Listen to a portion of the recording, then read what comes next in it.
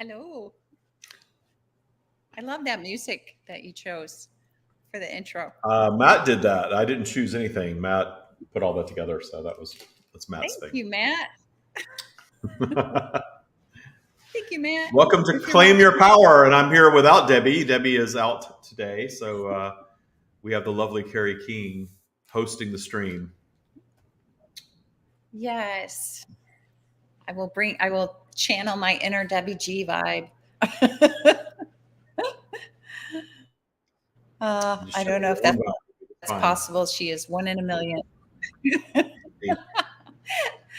She is so much fun. So as you're all signing on, I always I'm excited. you'd say this better than I do. They go through YouTube to comment live, right? They have to comment live through YouTube. So I see that you're signing on out there. Yes. Say hi, as always. Let us know who you are. Yes. And Mhm. obviously, if you got questions for the stream, we will bring them in a little bit. They're Yeah. they're on a smoke break right now. Sorry, silly. That's great. They're outside having a cigarette I love it. smoke break. They'll be in Yeah. shortly. They're I used to. they're I took this job when I was. How old was I? I changed jobs like every 5 years for a while, and I always correlate with these different jobs. So I moved to Orlando, and I took over this really dysfunctional retail store. I think I was 35 when I took over there, and it was very stressful. It was a big mess. Lots of angry customers, lots of angry employees, lots of just things just to clean up. The whole thing was just this big disaster, and I was brought in to clean it all up. And there was a group of people that were kind of, I don't want to say they were the cool people. They were the ones that gave me the least headaches. And it seemed they all smoked. And maybe that's why they had an outlet for their whatever. So every day, a couple times a day, the people that were giving me the least amount of trouble would all go outside and have a smoke break. So I started going on the smoke break with them. Even though I was the boss, I didn't care. I had to have a relief from all of the chaos and stuff going on. And I started smoking for a minute at 35 for the first time in my life. Oh my gosh. I had never smoked in my life. I never cared about it. And so I picked it up for a minute just because it was so nice to just go out back and have a smoke break. And so I smoked for just a minute, during that period. And then I kept going out there for a while, but I realized, okay, I don't have to smoke if I'm out here. I never really got addicted to it or anything like that. But I started smoking at 35 just because of that, because all of the people that were calming for me, it was kind of like our little meditation, except we were standing out back by all the gas pipes smoking. Oh my gosh, that's funny. Brilliant we were. Probably why they were so chill. I'm guessing that I did smoke when I was younger, for, again, very brief time as well, because what was funny is I guess I did it to be cool or whatever. But I always hated the smell in my hair and on my clothes the next day. And I would be like, yeah, oh I had God, a lot of rules. So this was a retail operation. I told all the smokers, you've got to go use mouthwash. You've got to wash your hands. You've got to have an Altoid because it gets all over you. And when you smoke, you don't know that. You're immune to it. You're nose blind, as the commercial says. And they would be meeting people. Yeah. Nobody wants to walk into a high-end, retail store and have someone reeking of cigarette smoke come and greet them. It's never a good thing. But anyway, and one of those people is I consider her my closest friend, Christina, who is in the Taya world. She graduated boot camp. She's in Taya Expanded now. And that's where we met. I was her boss at one point. Now we're really good friends. We've been best friends for like 20 years, both through a couple of marriages and economic rise and fall and everything else. And we're still friends. So. I know. And she's doing wonderful. I've been following her on Instagram because I love her decorating taste and I've been posting my house on Instagram, and I don't post my stuff publicly. I don't mind that she does because nobody knows, but it's cool to see, the remodel popping up on Instagram. Oh, there's my sofa, there's my kitchen, there's my family room. So that's kind of cool to see that. Yeah, she posted a pantry that she did, which I thought might have been yours, but then found out later No, But that was incredible. No, that was a that really was cool pantry. incredible. Yeah, it definitely had your flair of if you were going to make a pantry, I could see it looking like that. It was awesome. Yeah, she has some great ideas as well. Both of you do for Yeah, interior we've always design, worked and really well together. And this is the first, I think this is my first house where I really worked with her. She flew out here and helped us, start picking things and all of that. And I've definitely consulted her about everything because I've been out of that business now for what, 4 or 5 years. And I'm out of touch. I don't know all the things that she does. And she does a lot of high end remodeling. So she has lots of knowledge about, a lot of cool different things. yeah. So And it's I very would helpful. imagine, yeah, I would imagine that world changes pretty quickly. Well, Design, kind of like fashion. pre-COVID and post-COVID, it has absolutely.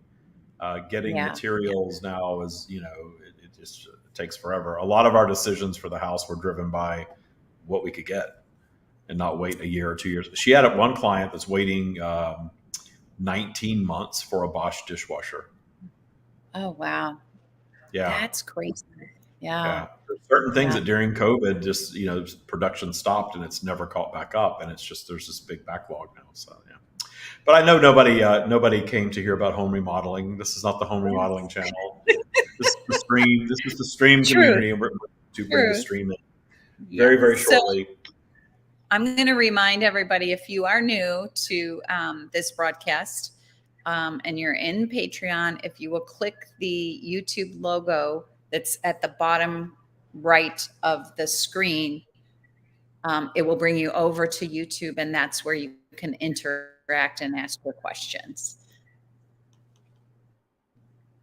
So type in So hello. come Let on us know you're over. out there. We know that everything's working the Yeah. way that it's supposed to. We know people are watching because we can see a number up there, but it's just always nice to hear from you. So type hello. Sometimes there's a little bit of a delay in you putting that in and us seeing it, I think. Because it's a complex world. We go through StreamYard, through YouTube, back into Patreon, but that's just how we have to do it. It takes 3 different pieces of technology to broadcast into Patreon. But we're happy to have it. We're happy to have our own community away from social media where you can come here and get your dose of the stream regularly. We post here every day, something every day. So we're committed to doing that and committed to doing more of the same. Hey, David, good to see you on air. More of the same as well. So, hi, Natalie. Yeah. So we will be bringing the stream in just a moment. I do want to remind everybody that we have a summit coming up. So this Saturday, which is the 18th, 2 days away, from 10 a.m. Pacific till noon, we're going to do a 2-hour live summit where you will be invited to join us on YouTube. Zoom, and you can interact with all of us face to face. You can ask questions of the stream. You can talk to Carrie. Stacy is she going to be on? Yeah, I think Stacy. I believe Brent is going to be with us as well, and I'm not sure if some of our other team members. Deborah's going to be on, so Coach Deborah will be on with us. She'll be with us, and Stephanie. A lot of you Matt don't know says Stephanie. he's going to be on, but it's about 4 a.m. for him, and so I'm not. If he's on, great. If he's not, I could totally understand if he doesn't want to get up before 4 a.m. to be on with us. But he says he's going to be on. We'll see. Yeah. So we'll all be there. Most of us will be there. It'll be the last time we see Stacy for a while because she's hitting the trail, literally hitting the trail. So no camper, just a backpack and dirt. And dirt. I hope she enjoys it. Cheers to you, Stacy. Cheers to you. Yes, we love you. My iced coffee. And this is a TikTok iced coffee. I have to tell you all what this is. I'm sorry, I'm way off. No, that's okay. I was just going to remind you.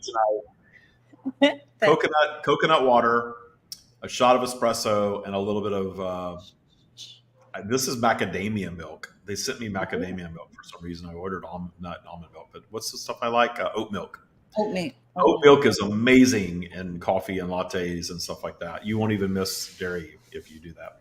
Anyway, I'm spinning off topic again, but this drink is amazing because it's 1 shot of espresso. It's super hydrating coconut water, and then just a little creaminess from the oat milk. And if you That's haven't funny, tried it, David. stay away from macadamia milk. It's not good. It's not good. David thought that it was a beer, and I thought that the other day. On camera, it kind of looks like the color of a beer, but Yeah. now it's coffee. But I thought the same, David. And I just reminder for the summit on Saturday, the link will pop up tomorrow morning into Patreon. The link to join for that meeting on Saturday. So it'll be posted in Patreon tomorrow, and then I'll repost it in the morning on Saturday before the show, so you have it, but it'll be in the feed, and that's how you'll join us live on Saturday. So we're excited to see all of you there, hopefully. And if not, we'll probably post a replay for all of the subscribers to the live stream plus tiers. So we'll say hello to D-Lynn and to Cheryl. Good to see all of you on. So if you have questions for the stream, go ahead and start typing them in. I'm kind of just rambling a little bit. So rambling a little bit to get just while we all get signed on and seated here and all that, so we can bring the stream in. Let's do it. Let's bring the stream in. We're already 13 minutes in. By the time we get rolling, it'll be 15. So we'll have 45 solid minutes with the stream. David, I know you've got questions, so let's roll. Okay, let's do it.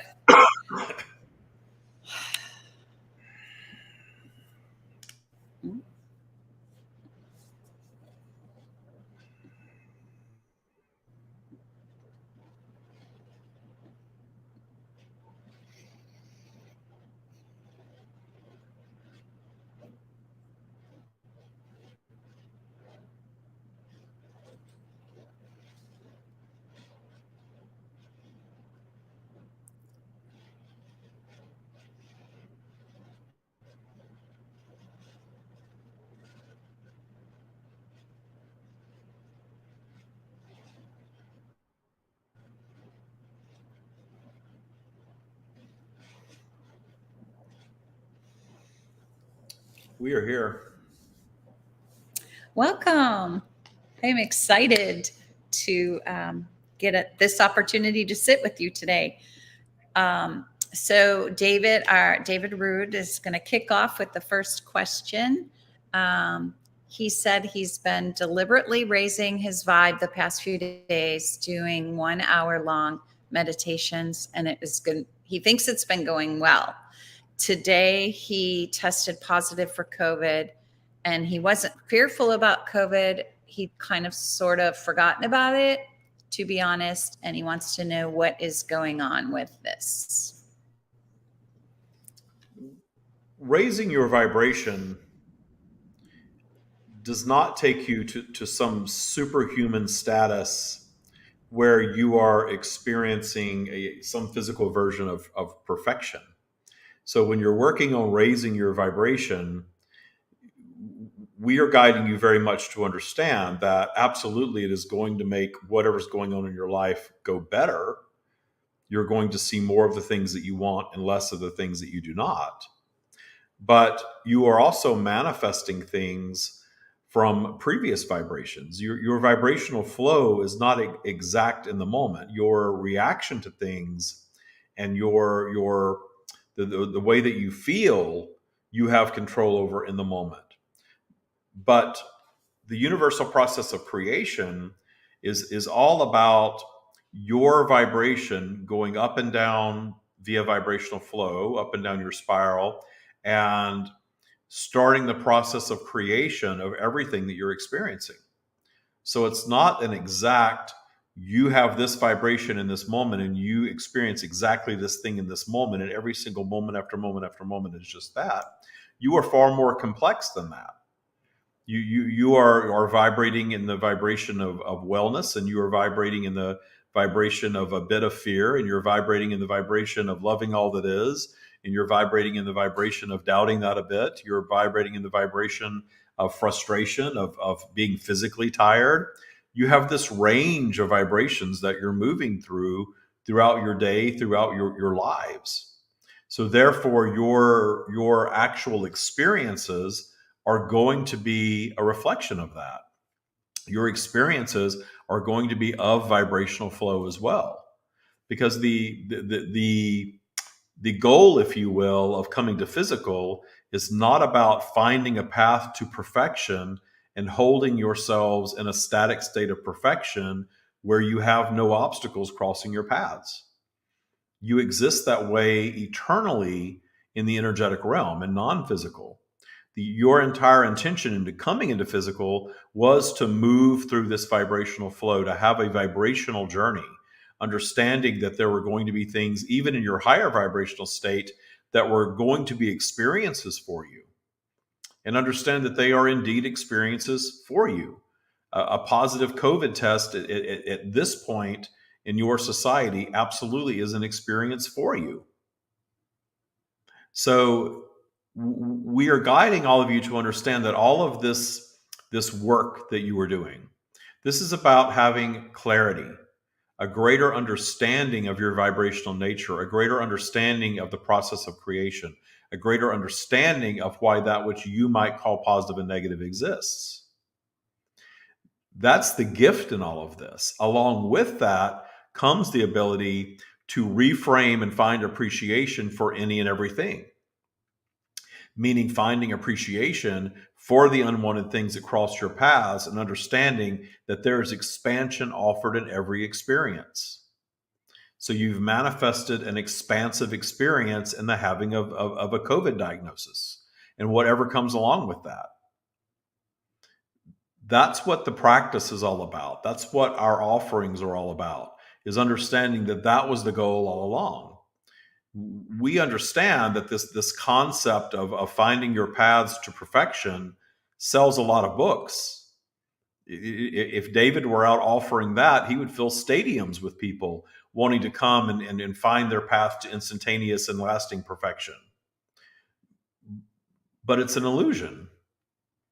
And here you are with your ability to discern preference, taking a bit more difficult journey into truly understanding your vibrational nature, truly detuning your transgressors and moving out of the matrix and into your own created operating system of viewing your world and the entire universe from a higher perspective. So your question is understandable, and our response to your question is not just for you, it is for all humanity, to understand that yes, you can do vibrational work and improve your lives, meaning receiving more of the things that you want and less of the things that you do not. But don't look for perfection, and don't beat yourselves up or even question the universe or think that it's some sort of a universal misfire when something that is not necessarily your conscious preference crosses your path when you're up your spiral. Ah, that was lovely. Thank you. I hope that answers your question, David. And I don't see any other questions currently. So I have a question about that. In going with the flow, so to speak, because we learn a lot about flow and polarity in the Taya practice. So in the concept of that, I was thinking of that the other day as if, when I picture the flow of me moving along with it, which is more an up the spiral view versus me fighting against it, which I feel like would be a more down the spiral view. But I can you speak more to the flow and how it affects our vibrational spiral? Vibrational flow exists to ensure that you do not maintain a static vibration in any space. You may be flying high for days and suddenly find yourselves in a spin out of sorts where you're down your spiral for no particular reason and things begin to unravel or multiple things start to pop up that are unwanted in your paths.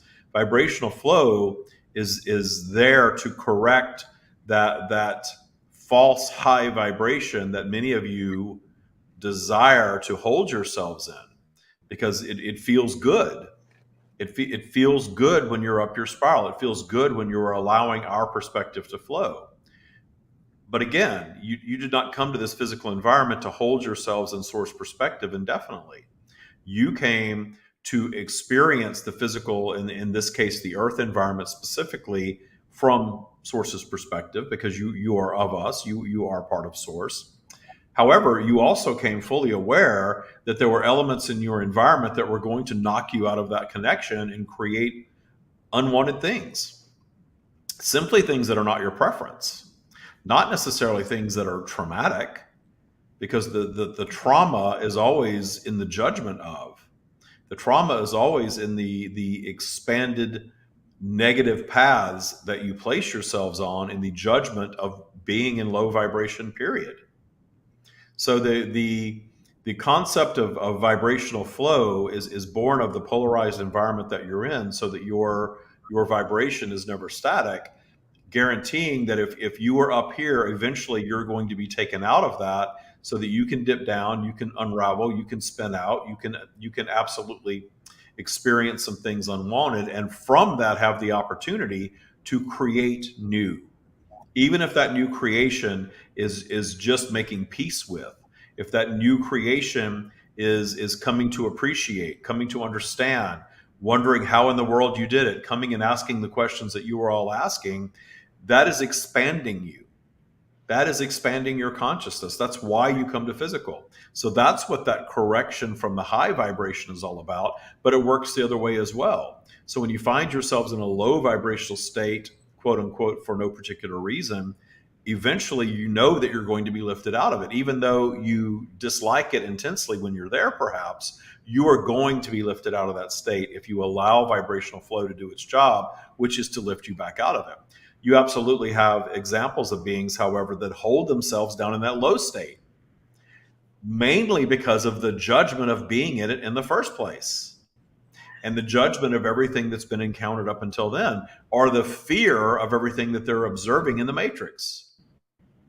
If you do not have these tools and do not understand vibrational flow, and the vast majority of humanity still does not, you are apt to turn on the news and watch the very worst of humanity being presented to you in 3D, and absorb that information, form an opinion that the world is going to hell, and hold on to that and hold yourselves in a lower vibrational state of judgment for a prolonged period, thus battling vibrational flow. But even a being that is systematically doing that, even a being that is addicted to the negativity of the matrix, or the negative aspects of the matrix, eventually there will be some movement up the spiral for them as well. So, something will take them off kilter from that and raise their vibration, whether they like it or not. And you all are likely aware of individuals who, when they get into that high vibrational space, they have trained their vibration to the negative frequency so much that then when they get up there, they are simply waiting for the next shoe to drop, and they'll even say things like that. Mm-hmm. And of course, they're going to manifest that reality and find themselves right back down in their comfort zone of a -5 or -10 or -15 vibration. Thank you so much. That was so much clarity for me, because I've been really paying attention to my spiral, my vibrations, and oftentimes, as you said, I feel like I'm just going along great, and then all of a sudden, I'll wake up, or I'll find myself in a DTS moment, a lower moment of fear or judgment shows up, and I don't often know where it's coming from. But now I'm coming to understand that allowing that space and appreciating that, and knowing that the inspiration will come from it. But it is part of your vibrational journey. Yeah. And I couldn't quite figure that out. So thank you for that clarity. I appreciate it.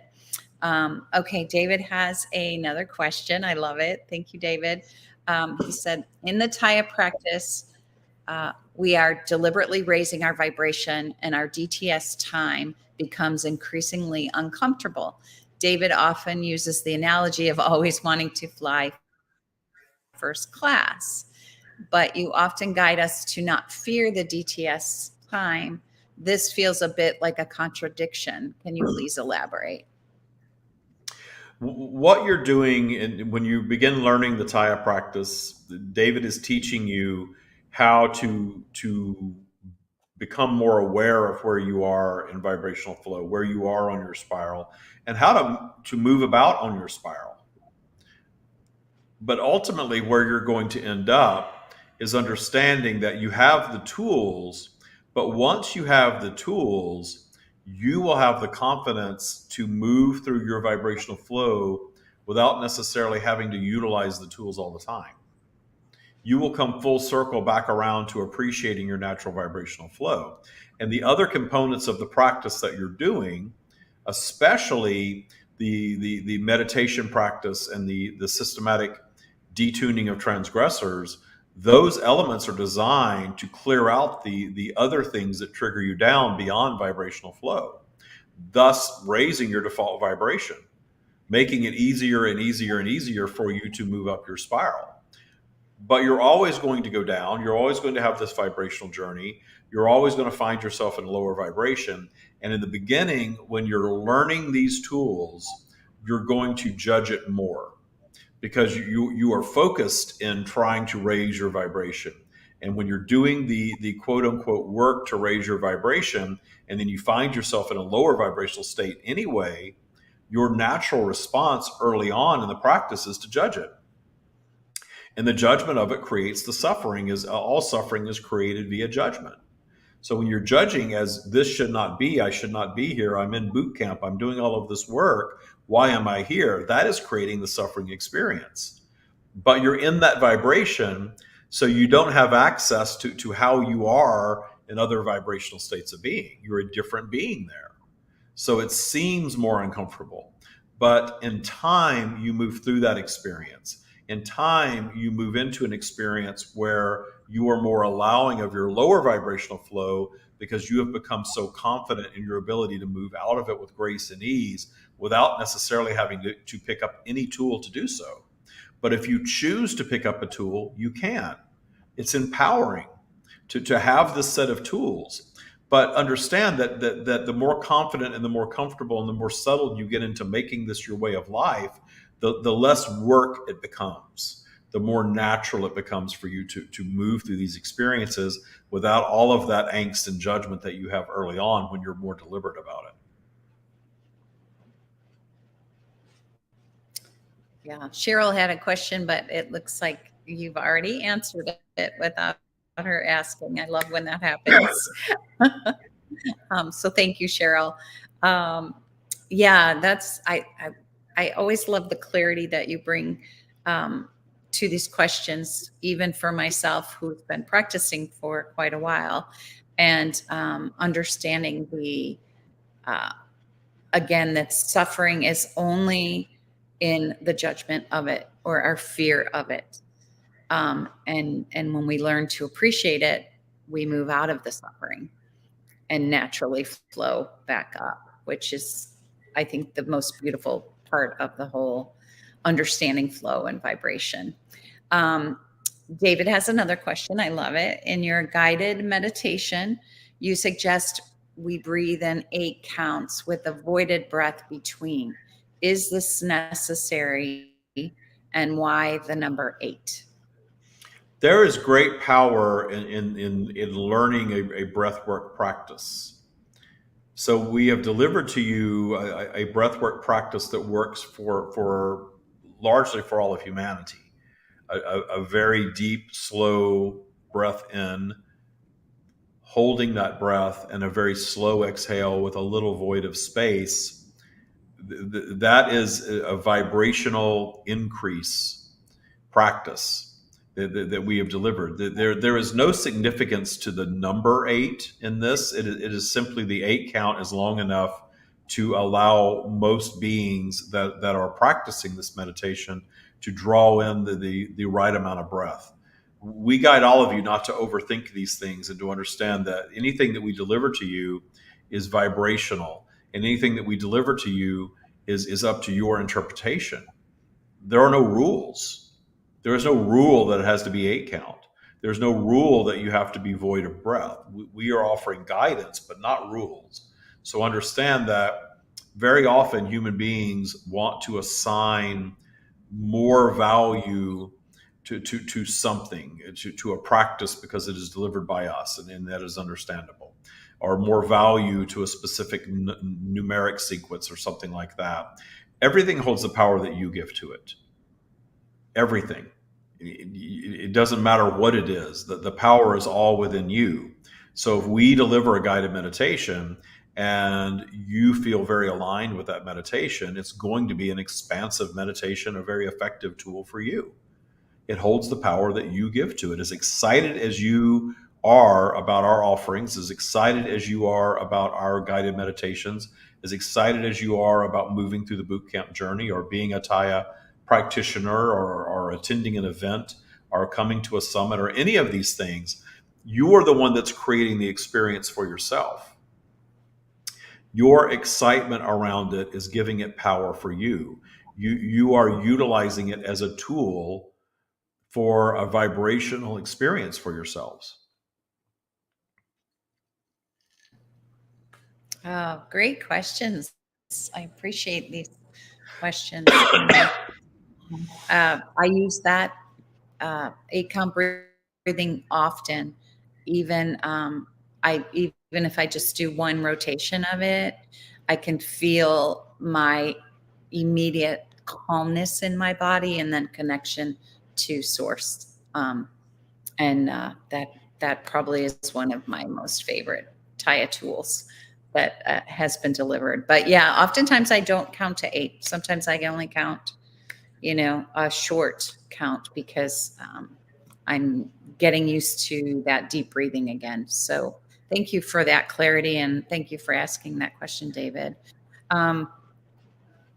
The other We will add as well, when you have a prescribed practice such as 8-count breath work, and you find yourselves a bit down the spiral, and simply quieting your minds is not enough, because your mind is chattery in that negative space, and perhaps you're on the thought train and you're going down that path. Stopping and having to think about counting is going to disrupt that downward spiral. So there is power in that as well. That meditation was designed to be experienced from any place in your vibrational journey, and it can be experienced differently depending on where you are. If you're really down the spiral and you need to have something guided to disrupt that negative spiral, it's going to have a different impact and a different experience than it's going to have for you when you are partaking in it in great appreciation from the top of your spiral. Yeah, absolutely. Yeah, and David said thank you. He often counts to 4, but super slowly. So I do love the clarity of that. The eight count has no significance. It's just, as you said, getting that full deep breath in. For most of us humans, an 8 count is what is required. So I do like that. Yes, David, you can keep asking questions. And anyone else, please type in your questions. We've got the stream with us today, full attention, and here to answer. There's no questions off topic. You can ask the stream anything. That's the beauty of them coming to visit. So David has another question. I love it. What's the difference between genuinely appreciating unwanted things versus deluding ourselves into thinking we're okay with them? When you are moving into the practice of appreciation, or has been called radical appreciation, it is a thoughtful process of moving through deep understanding of a transgressor. That is the true detuning. The pretending like you're okay with something when you're really not is a completely different vibration. And where we are guiding you in this practice is to become so aware of your authentic vibration and so honest with yourselves regarding how you honestly feel about your transgressors. That's why there is no immediate eradication of all transgressors built into this. The detuning process is a journey that is different for everyone on every single topic. And the process of detuning has value even before the transgressor is fully detuned. And there are some transgressors that you are not going to know if they're fully detuned for months, if not years, in your experience. As you move through different experiences and you move through a vibrational journey and you move through your spin-outs of life, if those old transgressors don't return, they are authentically fully detuned for you. But if you believe you've detuned something only to have it show back up again in the future, that's just more of your human journey work to do. There's nothing wrong with that. That is not doing Taya wrong. There is no such thing as that. The practice is that if you are a Tayist, you are always continually aware of your vibration, aware of your vibrational journey, looking for things to appreciate, finding new heightened levels of appreciation of all that is, which is your source being realized for you essentially. And through that, the systematic detuning of transgressors. That is what the practice is. And if your intention is a life of joy, clarity, and ever-increasing abundance, and ever-increasing levels of all of those things, the 4 pillars of the Taya practice are the 4 things that you need to do to achieve that. Not one thing more. Not one thing more. You can employ anything in addition to that you wish. You can use any external tools that you wish. You can give anything power that you so desire. But if you boil it all down to those 4 simple things, you are going to have every single thing that you need for a very joyful, expansive human experience. Oh, that was beautiful. I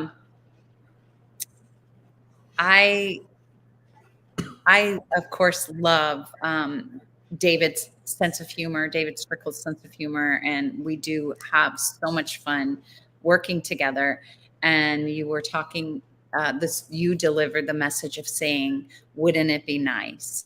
So I've been playing with that. And the other day, David was talking about seeing butterflies or something. And I was sitting outside and missing living in Texas where I used to see all the butterflies. And so I said, oh, wouldn't it be nice to see a butterfly? And I woke up the next morning and there were just hundreds of butterflies outside of my window. And I've lived here for a year and I have not seen one butterfly. So I was very excited, one, for doing that. But the other thing was I felt this like sense of humor energy. And I can't explain it. I guess that's joy. It comes with the joy of appreciation, but it felt so playful to me. And I was wondering, the more I play with the energies, I feel like the more is delivered back to me in that sense. Can you speak to that a little bit? Understand that your journey as a physically manifested being, you are operating a physical vehicle that is a receptor of vibration. And think of vibration as multiple frequencies or in the airwaves around you. Vibration is everywhere, but you are in a vibrational vicinity, and we speak often of vibrational neighbors, other beings that are of similar vibration, and you are in that vicinity of a set of vibrations that are a match to what you're running on, your operating system. So you've got all of these different thoughts and all of these different ideas, and they're all over the place, from what you would call the top of your spiral all the way down to the bottom of your spiral, and they're all there flowing and available to you to tune into at any time, and they're all present. Just like all of your transgressor energy is omnipresent in what we have playfully referred to as your vibrational basement. It's always there. You may not be tuned into it, but it's there nonetheless. Mm-hmm. So here you are with this range of frequencies from a negative 20 all the way to a positive 20, and that joyful moment of seeing this manifestation of butterflies, hitting that high note of joy for no reason other than being in the presence of your very playful desire, took you to the top of your spiral. That is the feeling of joy. That is the feeling of pure source connection. And while that is a lovely place for all of you to be, your ego would lead you to think that perhaps that's where you want to be all the time. Mm-hmm. But there's no expansive experience offered in just that. Because if you were just in a flurry of butterflies all the time, it would be just like being in a flurry of oxygen all the time, which you are. It would just become an expectation. It wouldn't bring the joy that it once did. It would just become commonplace or normalized for you. So you're not necessarily looking for that. But there is this range of vibrations that you can all choose all the time and tune into. And very often, since you're moving through this vibrational journey in this filtration system for your environment, which is a receptor of energy, you can tap in and tune in to old thoughts of yours. You can tap in and tune into thoughts of those around you.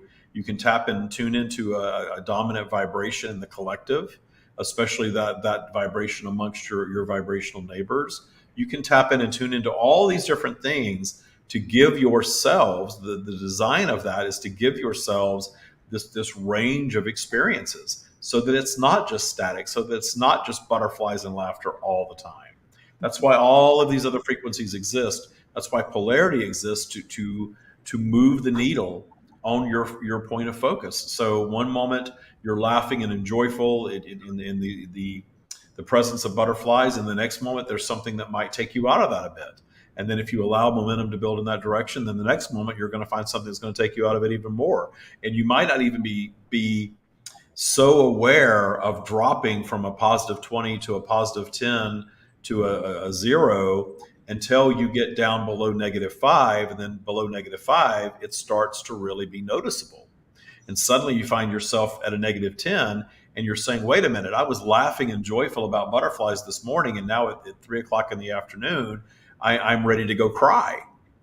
Mm-hmm. Why is that? Is there something wrong with me? Am I schizophrenic? And then you're starting to judge the experience and creating a downward spiral of even more suffering. But it's just the human journey. And the matrix has created this dull -5 vibration for all of humanity to operate at. And when you are holding yourselves in being a realist and focused on 3D reality, you're holding yourselves most of the time at a -5. That is the dominant vibration in this example of humanity. Not terribly creative, not terribly powerful, not terribly depressed, not terribly fearful, but fearful enough and under enough control that you are sort of moving in this even-keeled state. And your pharmaceutical industry has even come up with medications to keep you at a -5.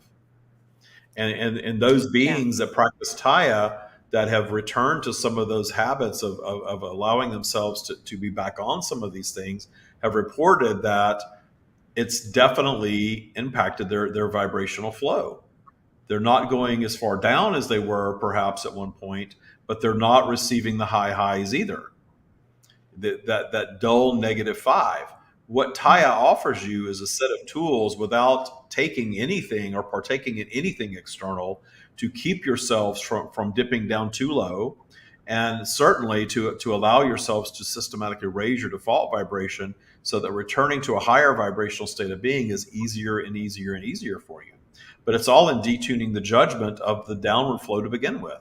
Because the thing that holds you in that downward flow is the judgment of being in the downward flow. Oh, that was lovely. Yes, and absolutely, I'm here for the experience of all of it. So it's like you said, I don't want to sit in just the magical sitting on top of a hill and watching the butterflies. That's lovely for a moment, but yes, I love the clarity on that. And then Natalie has a follow-up question about that. She wants to know if you can explain the different thoughts that she has or receives. For her, some thoughts are like a voice talking, and others seem like different voices of others speaking. And I know you kind of touched a little bit on that. Um, It, so can you it, explain it it? boils down essentially to being in this vibrational environment with all of these waves of thought around you all the time that you can tune into. And there may be a period that you're moving through where you feel like you have no control over it. It's just popping in, popping in, popping in. But once you gain greater control over your vibrational journey and you begin detuning work, if you're not already employing that, we guide you to start thinking about detuning fear and judgment and detuning the judgment of what might be popping into your mind, what you might be tuning into. Because then you're allowing things to pop in and simply flow through and pop in and go right back out. Because again, you are a filtration system for your environment. So you're going to be exposed to things in your environment that are absolutely going to be a vibrational match to you. But because you're up and down your spiral all the time, you're going to be exposed to a range of things. And what you are tuning into is always a match to what your current vibration is. But if it seems like it's a voice out of nowhere, we promise you that it's not. It's always going to be your mind's interpretation of a vibration that you are experiencing as a vibrational match to where you are vibing in the moment. So the voice out of nowhere is your mind's interpretation of it. The call is always Mm. coming from inside the house, always. There is no other being that can infiltrate your mind and start speaking to you. It is always your brain. Your mind is doing it. So we guide you to detune the fear around that and understand that it's a vibration that you're experiencing, but the spoken word and the things that you're hearing in the voices and all of that are a creation of your own mind. And we would guide you to taking some solace in that, not fearing that there's something else infiltrating and speaking to you and attempting to influence you or control you. The universe does not operate that way at all. You are doing all of it, but you absolutely are tuning into vibrations. We speak often to human beings spinning conspiracy theories and things of this nature, where they believe that there are a group of beings that are plotting against them in some way, perhaps. What they're tapping into is a vibration that other beings are tapping into and maybe becoming a part of, but it's a vibration. And that awareness of the vibration can be misrepresented or misjudged as specific evil beings doing something evil. It's a vibration of separation from source that is heavily laden in fear and judgment. It's part of the matrix. But if you find yourself experiencing thoughts of that nature, understand that it's a vibrational frequency that is present for all the time, but it's not an evil being seeking to infiltrate and guide you to do something. Any thoughts or actions that you take in that vibration are simply your own creation. Therefore, you have complete sovereignty over them. You can dismiss them. You can allow them to flow in and flow out. There is nothing to fear in any of that. There's nothing to pay attention to if it is your preference not to pay attention to it. It is just something that is just there. And you all experience some level of this. Many of you experience hearing the spoken word of your own name on occasion. That is your mind tuning into a vibration and giving you an audible experience of the energetic realm calling to you, of your soul calling you forward through a journey. Here you are in physical having this journey. Your brain picks up on your soul, your source being calling you forward, and you receive an audible saying of your name, and you have no idea where it came from. That's what that is. That's exactly what that is. It's your own creation. It is nothing to fear. Anything that you're hearing is always your own creation. And we guide you not to be fearful of it. And we guide you to understand that it is always your choice how you act on it at all. That there is nothing that's ever going to guide you to do something that is evil or damaging. That is always an inside job. That is always a being acting out in their own disconnection from source, usually rooted in fear and judgment of what they're experiencing.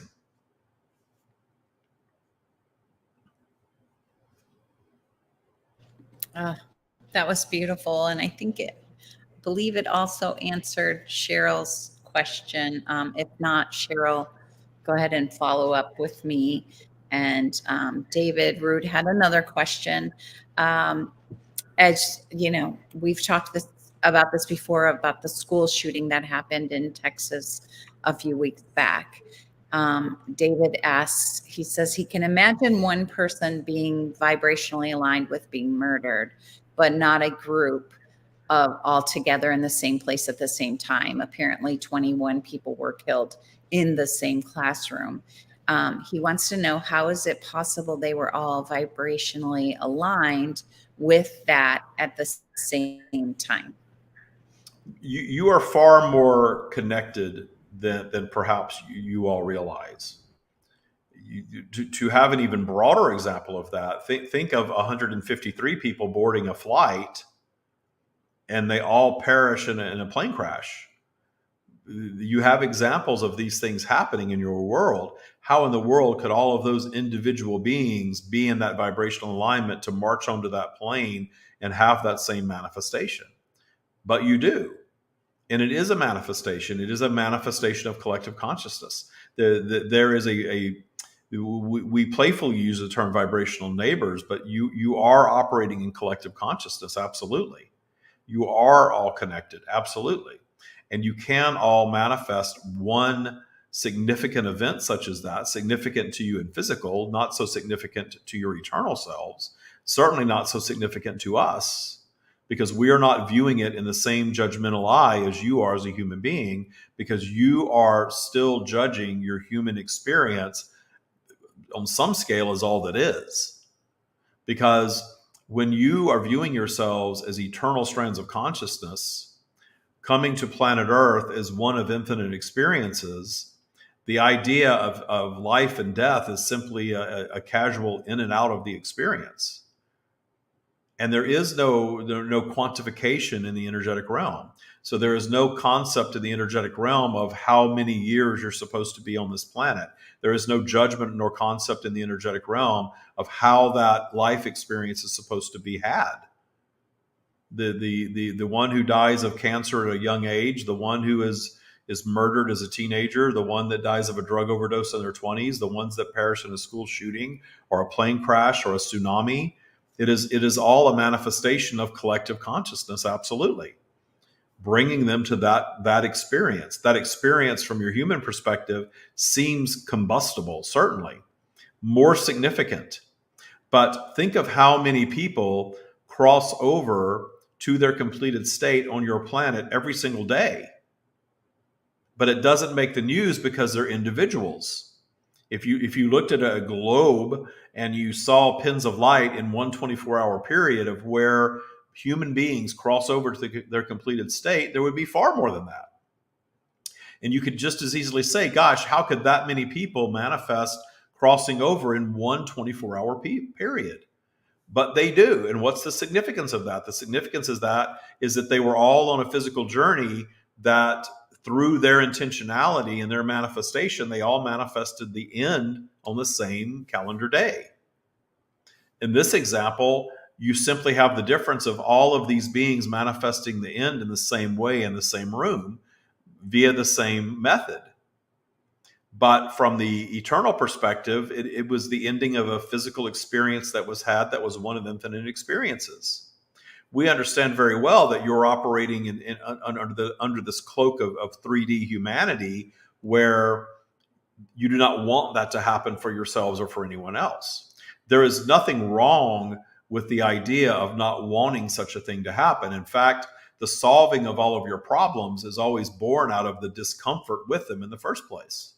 So you have this concept of school shootings, which is what you would call a hot topic in your world, especially in the United States at this time. That has created a vibration, certainly. That vibration continues to be given life by the intense focus upon it, the questioning around it, the demonization of all of it from multiple sides. Notice that the polarity and in the demonization of it is what perpetuates more of it. So as long as you are polarized about the solution, you're not going to have a solution. When you start easing up on the polarity and the arguing and come to some common ground, that is actually going to activate the vibration of appreciation. Not necessarily the appreciation of the events themselves, but enough appreciation to move the vibration up high enough to begin a process of solving the problem. Thank you. He does have a follow-up. David is asking, what would happen if a person vibrationally aligned with life and health is on that airplane? Would they get sucked into the vibration of dying in the plane crash? They would not be in the when he path was talking about. They would not be in the path of something like that in the first place. And you have stories. Do a bit of Googling. You will find stories of the one person that didn't get on the plane that day that is talking about it, or the one person that was homesick from school that day, or the one person that wasn't there that day. That does not mean that they are blessed or they are superior. They simply were of a different vibration that didn't place them in alignment with that experience. We are not judging the experience. We are viewing the experience with zero judgment. It is simply an experience that was had in physical. And we understand that when you are new to these teachings, that is so far away from what the Matrix teaches you to believe that it sounds insane. It sounds like, who is this bald man telling us to enjoy mass murder? We are not guiding you to enjoy it.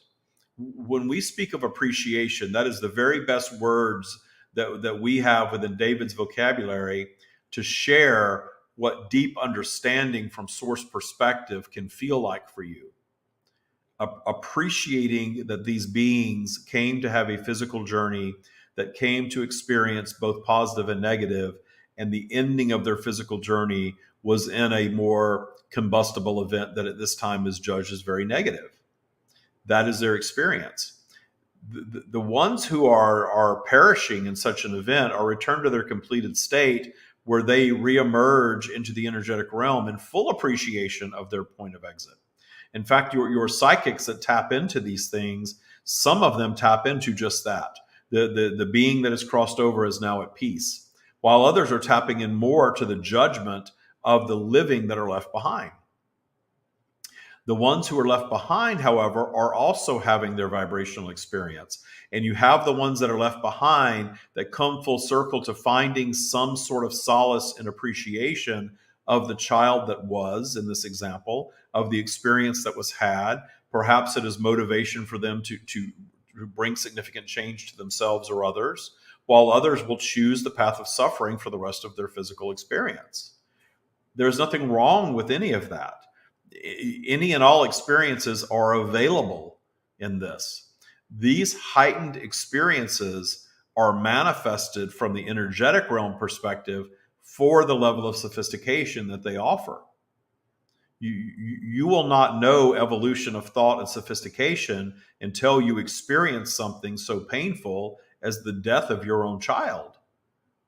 We're not guiding any of you to have that experience. We are simply pointing out that there is great soul expansion in such a tragic experience. There is so much available in that experience for everyone who's impacted by it. But if you're busy in the matrix judging it, notice how nothing advances and nothing gets solved in this simple judgment. That person was a monster. This was evil. This was awful. This must be stopped. You have to control guns. This is a mental health issue. This is a school issue. Teachers should be armed. All of these thoughts and ideas flow around and nothing ever changes. Nothing changes with it because it's all about polarization. It's all about blame. It's all about the victimization of it, which perpetuates more. We are here offering up a solution, and the solution is going into the understanding of every aspect of it to the point where you find appreciation because of your level of awareness and clarity around it. Not celebration, not wanting more, not wishing it upon yourselves or anyone else. That is not what we speak of. But the very best word to move you out of the matrix with this level of thought is still appreciation. because it's disruptive to you. When you hear us speak through David of appreciation of murder, it is disruptive to you. And if you're not ready to even begin exploring, you're going to click off and go away and never listen again, perhaps. And that's okay. But for those of you that are intrigued by it, what do you mean appreciation? How can we possibly appreciate that? Give us more clarity. You are expanding your consciousness in your inquisitive nature by pondering these thoughts. You are all having this experience right now, thinking about it a little differently, clicking just 1/10 of a degree in your thinking around something toward what we mean by appreciation just expanded your consciousness eternally. You just became a more sophisticated version of you in this very interaction because you asked that question, because you come back again and again and again, trying to wrap your head around how in the world can this thing happen in a world of source that is nothing but love and joy. That is how. Because it's not viewed the same. You're here on a physical journey. The pain and the suffering is an experience that is had, but Earth, the matrix that humanity has created for itself, is really stuck in the fear and judgment vibration, which doesn't offer much expansion, doesn't offer much movement out of that experience. So you have things that are sticking around in a prolonged way. But eventually, vibrational flow is going to solve everything.